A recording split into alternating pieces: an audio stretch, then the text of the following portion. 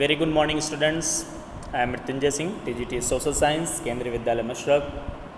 I welcome you all in my online social science class. Dear students, today in this video, I will discuss from gathering to growing food. This video is the part 2 of this lesson. Earlier, I shared part 1 in which I discussed many topics. In part 2, I will again recap those topics so that you can understand next topics in better way.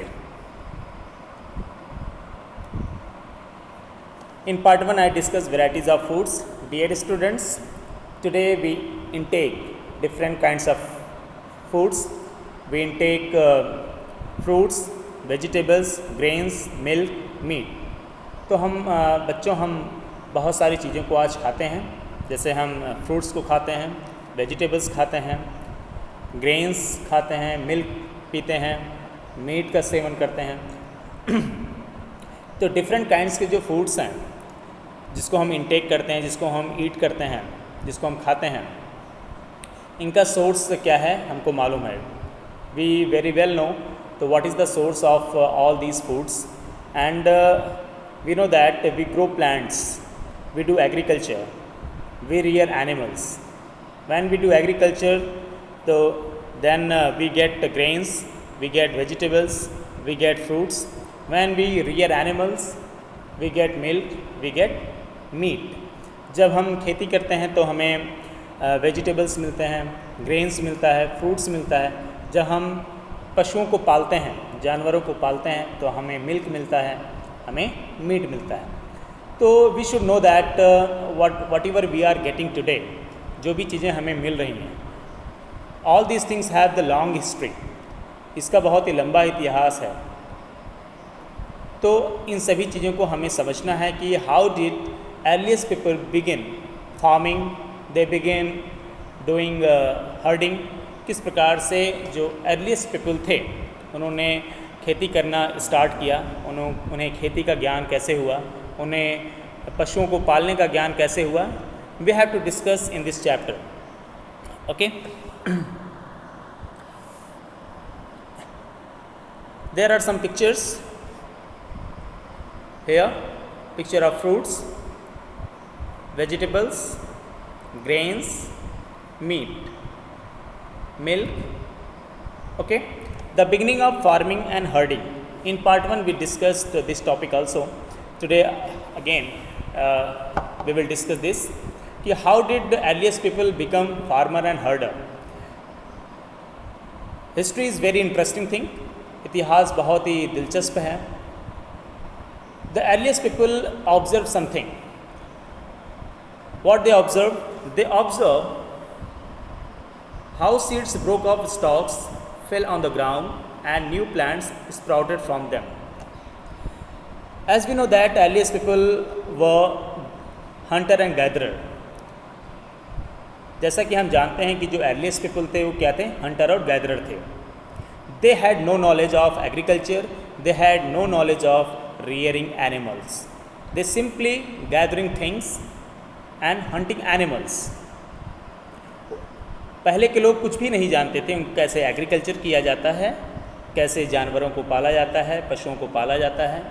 उनको केवल एक ही चीज़ मालूम था, hunting और gathering. वो जो जानवर थे उनको हंट किया करते थे और जो डिफरेंट थिंग्स जैसे फ्रूट्स, लीव्स, स्टॉक्स, इन सभी चीज़ों को इकट्ठा करते थे और उन्हीं को खाते थे, उन्हीं का सेवन करते थे। लेकिन धीरे धीरे जैसे समय बीता, टाइम के साथ लोगों को बहुत सारी चीज़ों का ज्ञान हुआ। With time, people got lots of things, lots of knowledge. They observed so many things. उन्होंने क्या ऑब्ज़र्व किया कि किस प्रकार से जो प्लांट से सीड्स नीचे गिरते हैं और उन ग्राउंड पे नीचे गिरने के बाद उन्हीं सीड्स से एक नया प्लांट निकलता है, ग्रो करता है। इसको उन्होंने ऑब्ज़र्व किया। आज भी हम देखेंगे कि बहुत सारे प्लांट्स होते हैं, उन प्लांट्स में बहुत सारे सीड्स होते हैं, उनके बीज होते हैं जो कि ज़मीन पे गिरते हैं। तो ज़मीन पे गिरने के बाद वो जब ग्राउंड पे गिरते हैं तो कुछ समय बाद हम देखते हैं कि वहाँ पे एक नया प्लांट ग्रो कर रहा है। ठीक उसी प्रकार से जो अर्लीस्ट पीपल थे, जो हजारों साल पहले जो लोग थे, उन्होंने भी यही चीज़ देखा। उन्होंने देखा कि किस प्रकार से एक प्लांट से एक बीज गिरा और बीज गिरने के बाद उसमें से एक पौधा निकला। फिर उन्होंने उस पौधे की देखभाल करना शुरू किया। They began looking after the plants, protecting them from birds and animals. उस प्लांट को उन्होंने बर्ड्स और एनिमल से क्या किया? प्रोटेक्ट किया, उसकी सुरक्षा की, उसको पानी दिया। And after some time they saw seeds ripened. तो उन्होंने कुछ समय बाद देखा कि जो सीड था वो पक गया है। जब उन्होंने इसको खाया तो उनको टेस्टी लगा, उनको लगा कि yes this seed could be eaten. तो उनको लगा कि इस सीड को खाया जा सकता है। तो इस प्रकार से वो क्या बन गए? फार्मर बन गए। आज भी फार्मिंग में हम यही करते हैं, हम एग्रीकल्चर करते हैं। एग्रीकल्चर करने के बाद फिर हम अपने खेतों की देखभाल करते हैं, अपने खेतों में पानी देते हैं, वीडिंग करते हैं, घास फूस निकालते हैं, उसकी सुरक्षा करते हैं बर्ड्स और एनिमल्स से। उसी प्रकार से थाउजेंड्स ईयर्स एगो जो अर्लीस्ट पीपल थे उन्होंने भी यही किया। उन्होंने जो न्यू ग्रोइंग प्लांट्स थे उसकी उन्होंने सुरक्षा की बर्ड्स और एनिमल्स से। इसके बाद उन्होंने उसको पानी दिया, उसकी देखभाल किया और उन्होंने कुछ समय बाद पाया कि एक पौधा वो बड़ा हुआ, उस पौधे में फिर से कुछ सीड्स आ गए हैं, कुछ ग्रेन्स आ गए हैं। इस प्रकार से जो अर्लीस्ट पीपल थे वो क्या बन गए? फार्मर बन गए। Beginning of herding. अब हमने देखा कि किस प्रकार से अर्लीस्ट पीपल जो थे वो फार्मर बन गए। अब हर्डिंग, किस प्रकार से उन्होंने पशुओं को पालना शुरू किया। इसका भी इतिहास बहुत ही दिलचस्प है। जब लोगों ने एग्रीकल्चर करना स्टार्ट किया, when men and women began doing agriculture, they started living at one place. जब उन्होंने एग्रीकल्चर करना स्टार्ट किया तो उन्होंने एक स्थान पर रहना शुरू किया। एक स्थान पर रहने के लिए उन्होंने अपना एक घर बनाया। घर बनाने के बाद वो जब वहाँ पे वो रहने लगे तो उन्होंने देखा कि उनके घरों के आसपास, उनके हाउसेस के आसपास कुछ ऐसे एनिमल्स हैं जो रेगुलरली आते हैं, जो रेगुलर उनके हाउसेस को विज़िट करते हैं। तो उन्होंने उनको खाना देना स्टार्ट किया। They began providing them foods. इसके बाद उन्होंने देखा कि वो जो जानवर थे वो कंटिन्यूसली उनके घरों के पास रहने लगे। इस प्रकार से उनको हर्डिंग का ज्ञान हुआ, उनको जानवरों को पालने का ज्ञान हुआ। और सबसे पहले जिस एनिमल को उन्होंने हर्ड किया, सबसे पहले जिस जानवर को उन्होंने पाला, टेम किया उसको, वो था डॉग था। देखिए यहाँ पे, the first animal to be tamed was wild ancestor of the dog. यहाँ पे देखिए, women, man and children could also attract and then tame animals by living food for them near their shelter. The first animal to be tamed was wild ancestor of dog. इस प्रकार से उन्होंने खाना देकर उन्हें अपनी तरफ अट्रैक्ट किया और उनको टेम किया। टेम, ठीक है। Often people protect these animals like sheep, goat, cattle. Also pig lives in herds from attacks by other wild animals. This is how they become herder. जब उन्होंने इसके अलावा भी उन्होंने कुछ और भी जानवरों को पालना शुरू किया, जैसे उन्होंने शीप, गोट, कैटल, पिग, तो बहुत इस तरह के जानवरों को जब उन्होंने पालना शुरू किया तो उन्होंने इन जानवरों की सुरक्षा की, इन एनिमल्स की सुरक्षा की। They protected these animals from the attacks of wild animals. जो जंगली जानवर थे, जो बड़े जानवर थे, जिसमें लॉयन, टाइगर, लेपर्ड, जैकॉल, तो इस प्रकार से जो वाइल्ड एनिमल्स थे उनसे इनकी सुरक्षा की। क्योंकि जो गोट है, शीप है, कैटल हैं, ये थोड़ा से जेंटल एनिमल्स होते हैं, ये वाइल्ड नहीं होते हैं। तो इस प्रकार से जब इन जानवरों को उन्होंने पालना शुरू किया तो इनकी सुरक्षा की। किससे? वाइल्ड एनिमल से, जंगली जानवरों से, जो कि बहुत ही खतरनाक होते हैं, बहुत ही डेंजरस होते हैं। इस प्रकार से जो अर्लीस्ट पीपल थे वो क्या बन गए? हर्डर बन गए। क्लियर? इसको भी हमने पार्ट 1 में डिस्कस किया था आपके साथ। यहाँ पे आप देखिए, the beginning of farming and herding. तो जो एंशियंट पीपल थे उन्होंने एनिमल्स को रियर करना स्टार्ट किया। इसके पीछे दो पर्पजेस थे। पहला पर्पस था फूड, दूसरा पर्पस था security. Okay, for both of the purposes they tamed animals. तो कुछ जानवर ऐसे थे, कुछ एनिमल्स ऐसे थे जिनको उन्होंने मीट फूड के लिए किया। जैसे कुछ एनिमल्स थे जो मिल्क प्रोवाइड करते थे और कुछ ऐसे एनिमल्स थे जो मीट प्रोवाइड किया करते थे। और कुछ एनिमल्स ऐसे भी थे जो सिक्योरिटी के लिए थे, सुरक्षा के लिए। जैसे डॉग का उन्होंने पर्पस था सुरक्षा, सिक्योरिटी। तो इस प्रकार से they reared animals for two purposes, first for the food, second for the security. Okay, the people began growing plants. It meant that they had to stay in same place for a long time, looking after the plants, watering, weeding, dizzing away animals and birds till the grain ripened. जैसा कि हमने आपके साथ पहले discuss किया है कि जब लोगों ने प्लांट्स को ग्रो करना शुरू किया तो उनको एक ही स्थान पे रुकना पड़ा। किस लिए? ताकि वो अपने प्लांट्स की सुरक्षा कर सकें, उनकी देखभाल कर सकें, उनको वाटर दे सकें, पानी दे सकें, क्योंकि पौधों को पानी की आवश्यकता होती है। उनकी वीडिंग कर सकें। क्लियर? वीडिंग का अर्थ होता है जो पौधों के आसपास जो घास वगैरह उगाती है उन घासों को हटाना। जो अनवांटेड प्लांट्स होते हैं उनको हटाना ही क्या कहलाता है? वीडिंग कहलाता है। Okay, protecting them from the animals and birds, और उनको जानवरों और पक्षियों से बचाना जब तक वो जो ग्रेन है वो पक ना जाए। क्लियर? तो ग्रेन के पकने तक वो एक ही स्थान पे रुकते थे ताकि वो उन पौधों की देखभाल कर सकें। अब जो हमारा आज का नया टॉपिक है, अब तक का टॉपिक हमने पार्ट 1 में डिस्कस किया था। जो हमारा आज का टॉपिक है डोमेस्टिकेशन। डोमेस्टिकेशन किसे कहते हैं? बहुत ही इम्पॉर्टेंट है। तो डोमेस्टिकेशन एक ऐसी प्रोसेस है जिसमें हम प्लांट को ग्रो करते हैं और एनिमल्स को रियर करते हैं। क्लियर? तो I would like to ask one question. हम किन प्लांट्स को ग्रो करते हैं और किन एनिमल्स को रियर करते हैं? ऐसे कौन से प्लांट्स होते हैं जिनकी हम देखभाल करते हैं? ऐसे कौन से एनिमल्स होते हैं जिनकी हम देखभाल करते हैं? तो ये प्रश्न है। तो हम उन्हीं प्लांट्स को ग्रो करते हैं, हम उन्हीं एनिमल्स को रियर करते हैं जिसका कुछ पर्पज़ होता है।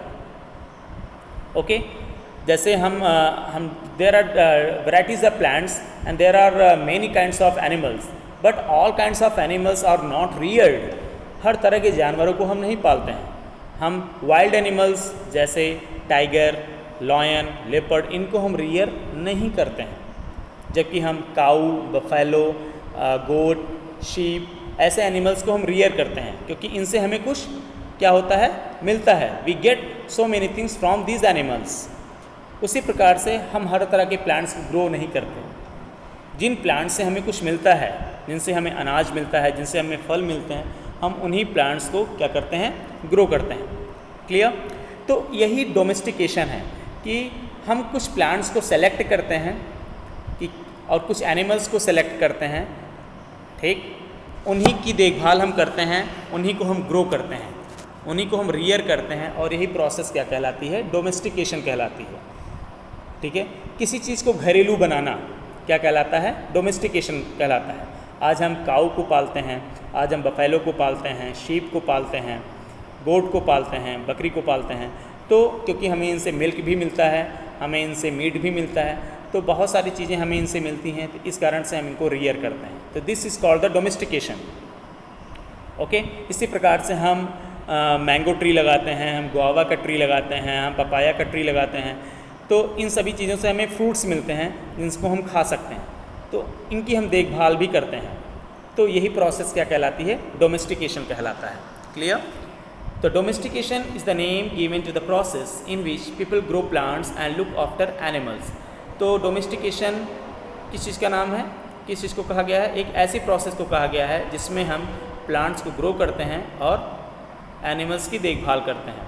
हम ऐसा इसलिए करते हैं, this is because people select plants, क्योंकि लोग उन प्लांट्स को सेलेक्ट करते हैं, एनिमल्स को सेलेक्ट करते हैं। किसके लिए? डोमेस्टिकेशन के लिए, उनको घरेलू बनाने के लिए। They select plants that yield large size grain and capable of bearing the weight of rib grain, and animals that are relatively gentle are selected for breeding. As result, gradually domesticated animals and plants.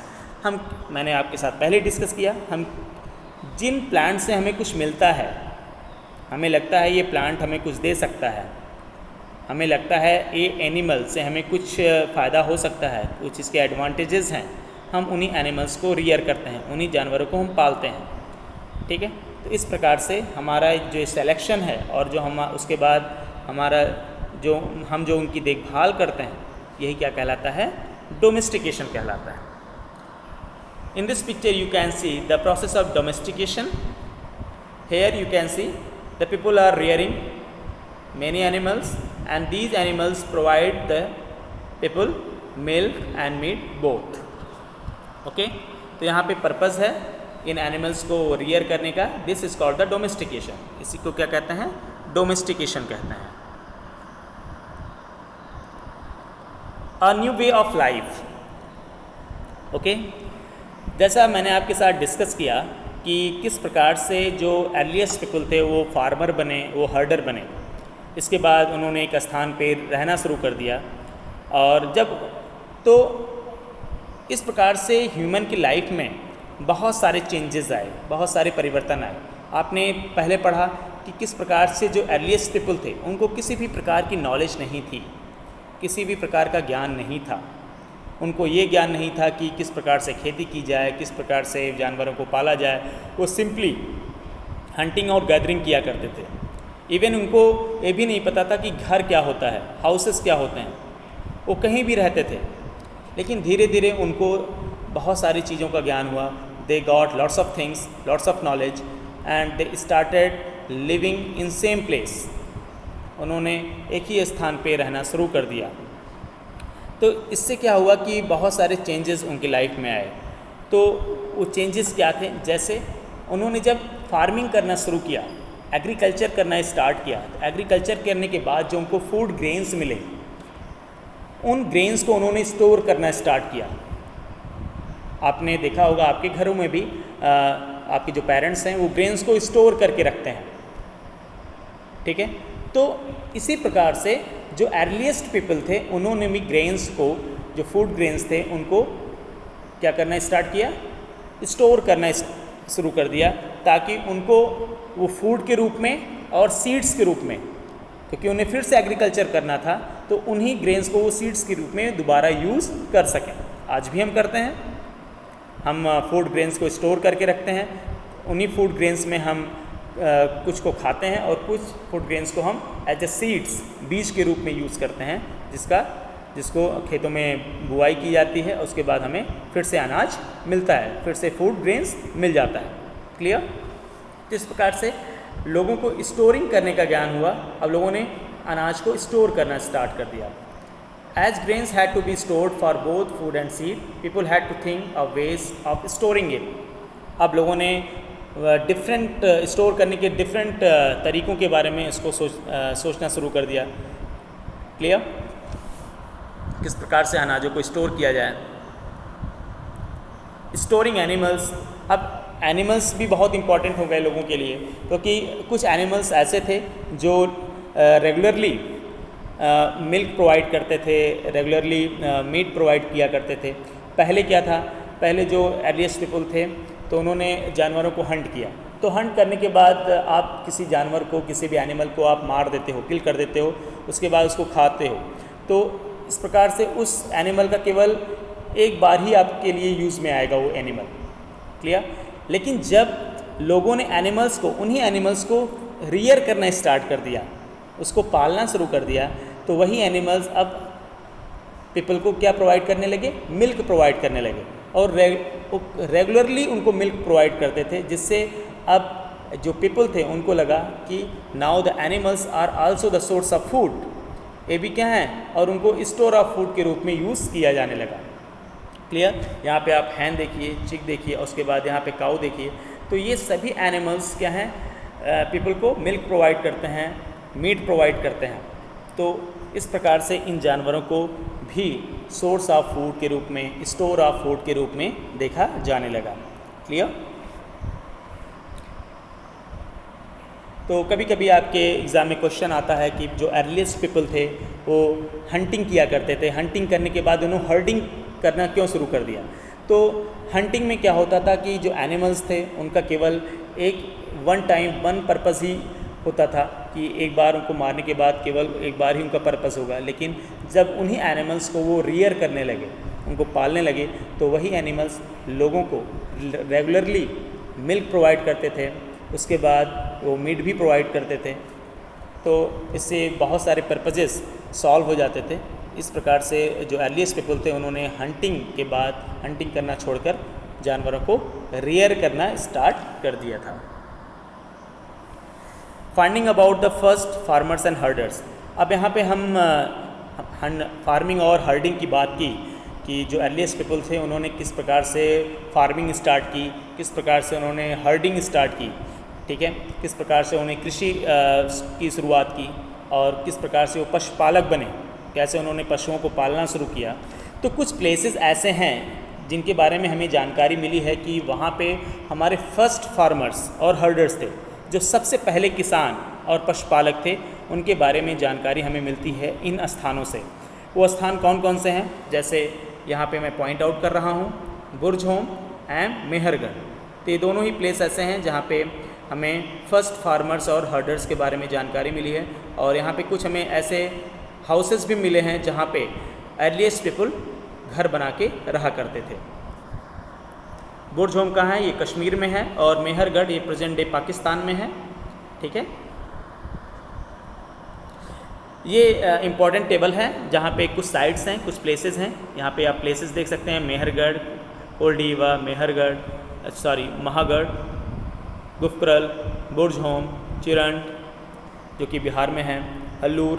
तो ये आपके places के नाम हैं। और in places से कौन सी चीज़ें हमारे आर्कियोलॉजिस्ट को, जो आर्कियोलॉजिस्ट हैं, उनको कौन सी चीज़ें मिली हुई हैं, यहाँ पे आप देख सकते हैं। तो from this table you can get lots of information about ancient sites, and these sites provides us lots of knowledge about grains and different things.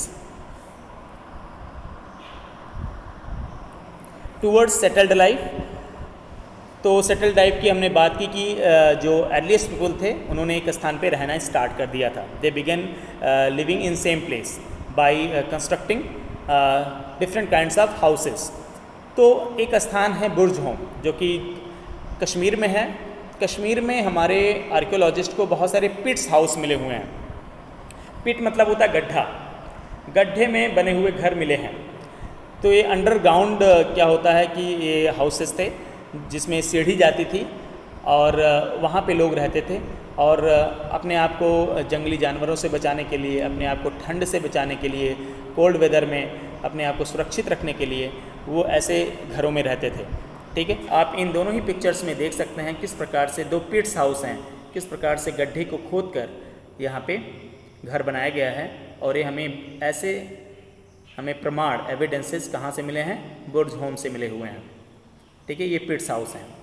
तो ये सेटल्ड लाइफ के बारे में हमें जानकारी देते हैं किस प्रकार से लोगों ने एक घरों में रहना शुरू कर दिया। अब वो एक स्थान से दूसरे स्थान पे भटकते नहीं थे, एक स्थान से दूसरे स्थान पे मूव नहीं करते थे।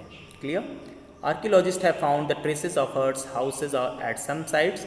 For instance, in Burjhom, in present-day Kashmir, people built pits house which were dug into the ground with steps leading into them. These may have provided shelter in cold weather. तो इस प्रकार से पिट्स house क्या थे? गड्ढे पे बने हुए घर थे, ठीक है। आज भी बहुत सारे प्लेसेस पे हम देखते हैं लोग अंडरग्राउंड घर बनाते हैं, गड्ढे को खोद कर घर बनाते हैं। आज बस अंतर ही होता है कि आज के जो पिट्स हाउस हैं, आज के जो अंडरग्राउंड जो हमारे हाउसेस होते हैं वो पक्के मकान होते हैं, पक्का हाउसेस होते हैं, लेकिन पहले ऐसा नहीं था। स्टोन टूल्स, तो इन्हीं साइट्स से हमें बहुत सारे स्टोन टूल्स भी मिले हुए हैं। जैसा कि हम पढ़ रहे हैं स्टोन एज के बारे में ही अभी पढ़ रहे हैं। तो ये हम जिस स्टोन एज के बारे में पढ़ रहे हैं वो कौन सा स्टोन एज है? नियोलिथिक स्टोन एज है, सबसे नया, ठीक है। और नियोलिथिक स्टोन एज में मैंने आपको बताया था कि जो अर्लीस्ट पीपल थे उनको घरों के बारे में जानकारी हो चुकी थी, फार्मिंग के बारे में जानकारी हो चुकी थी, हर्डिंग के बारे में जानकारी हो चुकी थी। तो इन सभी स्थानों से कुछ ऐसे स्टोन टूल्स मिले हैं जिनसे हमें पता चलता है कि उस समय लोगों की लाइफ कैसी थी। तो ऐसे स्टोन टूल्स में सबसे महत्वपूर्ण जो हैं मोर्टार और पेस्टल्स। यहाँ पे मोर्टार और पेस्टल्स देखिए, जिसको हम ओखली और मूसल कहते हैं, ठीक है। तो इस स्टोन टूल का यूज़ किस लिए किया जाता था? For grinding grains and plant produce. तो ऐसे जो मोर्टार और पेस्टल्स थे इनका यूज़ अनाजों को पीसने के लिए किया जाता था। तो इससे मालूम चलता है कि लोगों को खेती के बारे में जानकारी होने के बाद उन्होंने उन अनाजों को खाना स्टार्ट कर दिया था, उन फूड ग्रेन्स को खाना भी स्टार्ट कर दिया था। Stone tools have been found from many sites as well. These includes tools that were polished to give fine cutting edge, and mortars and pestles used for grinding grains and other plant produce. More mortars and pestles are used for grinding grains even today. तो motor और pastels जो थे वो आज भी use किए जाते हैं, हम अपने घरों में देख सकते हैं, ठीक है। बस अंतर यही हो गया है कि आज के जो मोटार और पेस्टल्स हैं वो हमारे मेटल्स के बन गए हैं, लेकिन पहले के समय ये मोर्टार और पेस्टल्स किसके बने होते थे? स्टोन के बने होते थे। तो हमारे जो आर्कियोलॉजिस्ट हैं उन्होंने इन मोर्टार और पेस्टल्स को फाइंड आउट किया है, जिससे हमें ये मालूम चलता है कि उस समय के जो लोग थे, हज़ारों साल पहले जो लोग थे, वो अनाज को, फूड ग्रेन्स को पीस कर उसको ग्रिंड करके खाया करते थे। इससे हमें एक जानकारी और मिल जाती है। यहाँ पे आप देखिए मोर्टार और पेस्टल्स।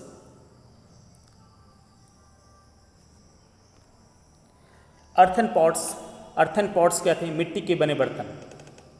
तो हमारे आर्कियोलॉजिस्ट को बहुत सारे प्लेसेस पे अर्थन पॉट्स मिले हुए हैं, मिट्टी के बने बर्तन मिले हुए हैं। इन मिट्टी के बने बर्तनों का पर्पस क्या था, यूज़ क्या था? These earthen pots were use to store food grains. इन अर्थन पॉट्स का, मिट्टी के बने बड़े बड़े बर्तनों का उपयोग फूड ग्रेन्स को, जो अनाज थे उनको स्टोर करने के लिए किया जाता था। आज भी हम देखते हैं कि हमारे घरों में बहुत सारे अर्थन पॉट्स मिलेंगे, मिट्टी के बने बर्तन मिलेंगे जिसमें अनाज को स्टोर करके रखा जाता है। उस समय भी ऐसा ही था, ठीक है, 1000 years ago, ठीक है। People used earthen pots to store food grains, and they also used earthen pots for cooking foods, especially grains like rice and wheat. तो इस प्रकार से जो earthen pots थे इनका यूज़ फूड ग्रेन्स को पकाने के लिए भी किया जाता था, इसको खाना बनाने के पर्पस से यूज़ किया जाता था, और अनाज को स्टोर करने के लिए भी किया जाता था। तो कभी कभी आपके एग्ज़ाम में क्वेश्चंस आते हैं कि what were the uses of earthen pots. तो you can write earthen pots were used to store या for storing different things, for storing grains, and earthen pots were also used for cooking foods, especially grains like rice and wheat. यहाँ पे earthen pots देख सकते हैं, मिट्टी के बना बर्तन है आपका, ये मिट्टी का बना हुआ बर्तन जिसको आर्कियोलॉजिस्ट ने फाइंड आउट किया हुआ है। A closer look living and dying in Mehrgarh. अब मेहरगढ़ के बारे में जान लेते हैं। मेहरगढ़ कहाँ पे है? मेहरगढ़ इसमें प्रेजेंट डे पाकिस्तान में है, जिसके बारे में मैंने आपसे बताया था। मेहरगढ़ की लोकेशन हम देख लेते हैं एक बार फिर से। मेहरगढ़ की लोकेशन ये है, ये प्रेजेंट डे पाकिस्तान में है, ठीक है। तो मेहरगढ़ में हमारे आर्कियोलॉजिस्ट को, जो आर्कियोलॉजिस्ट्स हैं उनको बहुत सारी चीज़ें मिली हुई हैं, जिसमें उनको हमें मालूम चलता है कि मेहरगढ़ के जो लोग थे वो कौन कौन से वर्क वो किया करते थे, ठीक है। What kinds of work they did. तो हम इसको एक बार रीड करते हैं। This site is located in fertile plain near the Bolan pass, which is one of the most important routes into Iran. Mehrgarh was probably one of the places where women and men learned to grow barley and wheat. तो मेहरगढ़ किस लिए famous है? मेहरगढ़ के बारे में जानकारी मिलती है कि वो उन स्थानों में शामिल है जहाँ पे सबसे पहले लोगों ने व्हीट और बार्ले को ग्रो करना सीखा। ये बहुत ही इंपॉर्टेंट लाइन है बेटा। कि मेहरगढ़ में सबसे पहले जो अर्लीस्ट पीपल थे उन्होंने बार्ले और व्हीट को ग्रो करना सीखा, क्योंकि हमारे आर्कियोलॉजिस्ट को बहुत सारे ऐसे एविडेंसेस का मतलब होता है प्रमाण। हमारे जो आर्कियोलॉजिस्टों को बहुत सारे ऐसे प्रमाण मिले हुए हैं जिससे पता चलता है कि यहाँ के लोग जो थे वो बार्ले और व्हीट की खेती किया करते थे। तो इससे ये साबित होता है, ये प्रूव होता है कि जो मेहरगढ़ में लोगों ने बार्ले और व्हीट की खेती किया और वो उन स्थानों में शामिल हैं जहाँ पे सबसे पहले खेती की गई। You can understand. तो मेहरगढ़ में ही बार्ले और व्हीट की सबसे पहले खेती की गई थी। और यहाँ पे and rear sheep and goat for the first time in this area, और मेहरगढ़ में ही सबसे पहले शीप और गोट को रियर किया गया। शीप और गोट को यहाँ पे ही सबसे पहले रियर किया गया था, यहाँ पे ही सबसे पहले इसको पाला गया था। तो कभी कभी आपके एग्ज़ाम में क्वेश्चन आता है कि where first sheep and goat were reared, तो आपको लिखना है at Mehrgarh. Okay, it is one of the earliest villages that we know about. तो इस प्रकार से मेहरगढ़ के बारे में हमें जानकारी मिलती है कि ये सबसे पहले के गांव में से एक है। हमारे आर्कियोलॉजिस्ट को जो भी सेटलमेंट्स मिले हुए हैं, जो भी हमें बस्ती मिली हुई है जहाँ पे लोग रहते थे, उनमें से मेहरगढ़ एक है जहाँ पे सबसे पहले बार्ले और व्हीट की खेती हुई, सबसे पहले शीप और गोट को रियर किया गया। इसके अलावा हमारे आर्कियोलॉजिस्ट को बहुत सारे ऐसे साइट से मिले हुए हैं जहाँ पे डिफरेंट एनिमल्स के बोन्स मिलते हैं, जिससे पता चलता है कि यहाँ पे शीप और गोट ही नहीं बल्कि दूसरे तरह के एनिमल्स को भी रियर किया गया, जैसे डियर और पिग। तो हमारे आर्कियोलॉजिस्ट ने बहुत सारे प्लेसेस को खोजा है जहाँ पे बहुत सारी हड्डियाँ मिली हुई हैं जानवरों की, एनिमल्स की, जिससे मालूम चलता है कि यहाँ पे बहुत सारे तरह तरह के एनिमल्स को रियर किया गया था। अब मेहरगढ़ में कुछ हाउसेस में मिले हुए हैं। ये हाउसेस किस प्रकार से, उनका शेप कैसा है, देख लेते हैं। Mehrgarh include remains of square और रेक्टेंगुलर हाउसेस। तो मेहरगढ़ में कुछ हमें ऐसे हाउसेस मिले हैं, आर्कियोलॉजिस्ट को कुछ ऐसे हाउसेस मिले हैं जो कि रेक्टेंगुलर शेप में हैं। ये हाउसेस हैं जो हमारे आर्कियोलॉजिस्ट को मिले हुए हैं, देख लीजिए यहाँ पे। और ये हाउसेस रेक्टेंगुलर शेप में हैं, ठीक। और इन हाउसेस में 4 कंपार्टमेंट्स हुआ करते थे या इससे भी ज़्यादा हुआ करते थे। यहाँ पे देखिए 4 कंपार्टमेंट्स हैं, 1 2 3 4। तो इन कंपार्टमेंट्स का यूज़ जो था ये डिफरेंट पर्पसेस के लिए यूज़ किया जाता था। कुछ कंपार्टमेंट्स का यूज़ रहने के लिए, कुछ का यूज़ कुछ स्टोर करने के लिए किया जाता था। तो in this way we can understand these rectangular houses which had 4 compartments, and these compartments were used for different purposes. Some compartments were used for living purpose, some compartments were used for storing purpose. Okay, apart from houses, our archaeologists have found some burial sites at Mehergarh. हमारे archaeologist को कुछ burial sites भी मिले हैं। Burial sites के मतलब जहाँ पे दफनाया जाता था लोगों के मरने के बाद जहाँ उनको दफनाया जाता था, कुछ ऐसे भी स्थान मेहरगढ़ में मिले हुए हैं।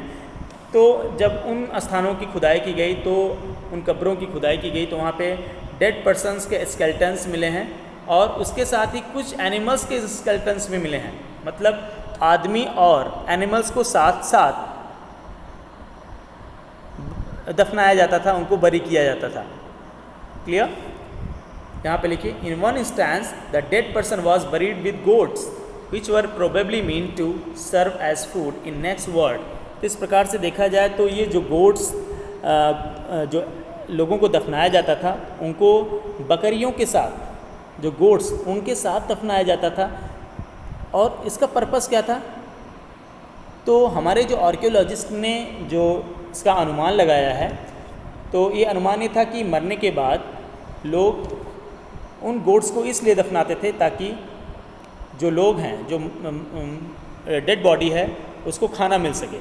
ये बहुत ही अमेजिंग फैक्ट है कि ऐसी सोच थी लोगों की कि वो जानवर और ह्यूमन बॉडी को दोनों को साथ में ही दफनाते थे, तो ताकि उनको नेक्स्ट वर्ल्ड में खाना मिल सके। ठीक है, तो यहाँ पे आप देख सकते हैं कुछ हमें बरियल साइट्स मिले हुए हैं जहाँ पे लोगों को दफनाया जाता था, जो स्केलेटन्स मिले हुए हैं, और इस स्केलेटन के साथ डिफरेंट थिंग्स, उसके साथ अर्थन पॉट्स भी बरी किया गया है। और इस पिक्चर में आप देखिए, इसमें दो स्केलेटन्स हैं, एक ह्यूमन बॉडी का स्केलेटन है और दूसरा गोट का। स्केलेटन का मतलब होता है हड्डी का ढांचा। यहाँ पे ह्यूमन स्केलेटन किसी मानव के हड्डियों का ढांचा है, और यहाँ पे एक गोट, यहाँ पे देखिए, इस जहाँ पे मैं पॉइंट आउट कर रहा हूँ, a burial from Mehrgarh, can you identify skeleton of goat? तो this is the skeleton of goat. Clear? तो इस प्रकार से हमने देखा कि ये बरियल साइट्स हैं, और इन बरियल साइट्स में ह्यूमन स्केलेटन के साथ ही, ह्यूमन बॉडी के साथ ही डिफरेंट एनिमल्स को भी बरी किया जाता था, उनको भी दफनाया जाता था। ठीक है, और इसका पर्पस क्या था? कुछ अनुमान लगाया गया है कि ये जो एनिमल्स हैं इन डेड बॉडीज़ को फूड प्रोवाइड करेंगे। तो बच्चों, हमने इस चैप्टर में बहुत सारी चीज़ों को देखा, किस प्रकार से जो अर्लीस्ट पीपल थे वो गैदरर से किस प्रकार से उन्होंने एग्रीकल्चर करना स्टार्ट किया, किस प्रकार से वो फार्मर बने, किस प्रकार से वो हर्डर बने।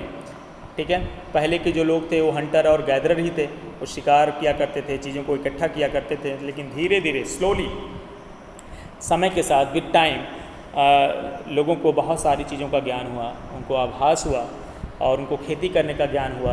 दे got knowledge of agriculture, they got the knowledge of herding, और they started doing agriculture and rearing animals. तो इन सभी कॉन्सेप्ट्स पे हमको जानकारी मिली कि जो हमारे एंसेस्टर्स थे, ठीक है, वो उन्होंने किस प्रकार से खेती करना शुरू किया और किस प्रकार से उन्होंने पशुओं को पालना शुरू किया। तो लास्ट में सब कुछ एक्सरसाइज क्वेश्चंस हैं, यहाँ पे देखिए। इन सभी एक्सरसाइज क्वेश्चंस को आपको अपनी कॉपी में लिखना है, इनके आंसर्स को। ठीक है, तो आई होप दैट आपको ये सभी चीज़ें समझ में आई हैं, और आपको कोई भी डाउट्स हैं, आपको किसी भी टॉपिक में कोई कन्फ्यूज़न है तो आप पूछ सकते हैं उसको। थैंक यू बेटा।